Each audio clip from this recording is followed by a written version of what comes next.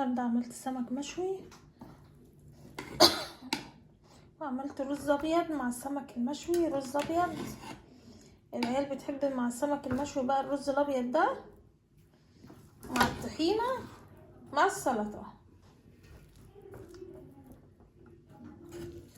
اللهم صل على سيدنا محمد. بسم الله الرحمن الرحيم.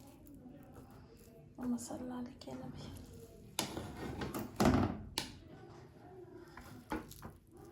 في رز بيبقى ببصل كده اللي هو بيبقى مع السمك، بس انا عندي عيالي ما بتحبوش، لازم السمك المشوي يبقى معاه رز ابيض.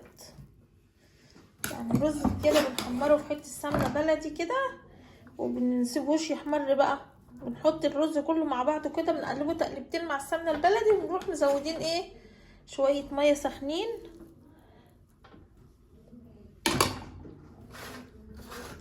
بيبقى في منتهى الروعه. بسم الله الرحمن الرحيم. هغرف السلطه بقى، هنغرف السلطه بتاعتنا دي. بسم الله الرحمن الرحيم.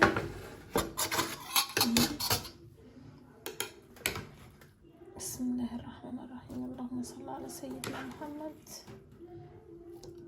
شوية سلطة بقى كل الخضروات داخلة فيها، هتلاقوا جرجير، هتلاقوا خضرة، هتلاقوا شبت وخس وتوم وفلفل وخيار، كل حاجة هتلاقوها داخلها السلطة دي. طبق السلطة دوت لا غنى عنه في اي اكل. السلطة طبعا مفيدة جدا جدا جدا جدا.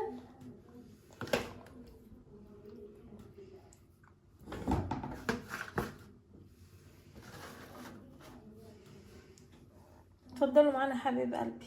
عملت النهارده سمك مشوي وعملت سلطة وعملت رز ابيض ما شاء الله، وفي سلطة الطحينة برضو هغرفها، هعملها دلوقتي هجيبها. اللهم صل على النبي. يا رب تكونوا بخير يا حبايب قلبي. اتفضلوا معانا.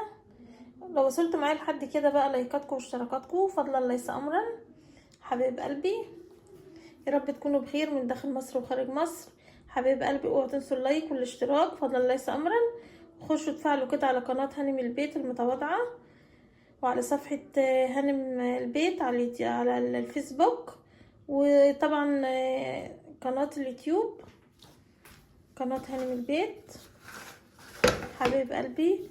لو وصلتوا معايا لحد كده اوعوا تنسوا اللايك والاشتراك فضلا ليس امرا، وسبسلايك يا حبايب قلبي. ويا رب اشوفكم بخير من داخل مصر وخارج مصر حبايب قلبي. ودلوقتي اقول لكم استودعكم الله الذي لا يضيع ودائعه. اسيبكم دلوقتي واشوفكم ان شاء الله بخير الفيديو الجاي بخير وبصحه وبسلامه من داخل مصر وخارج مصر. السلام عليكم ورحمه الله وبركاته، واسيبكم في رعايه الله.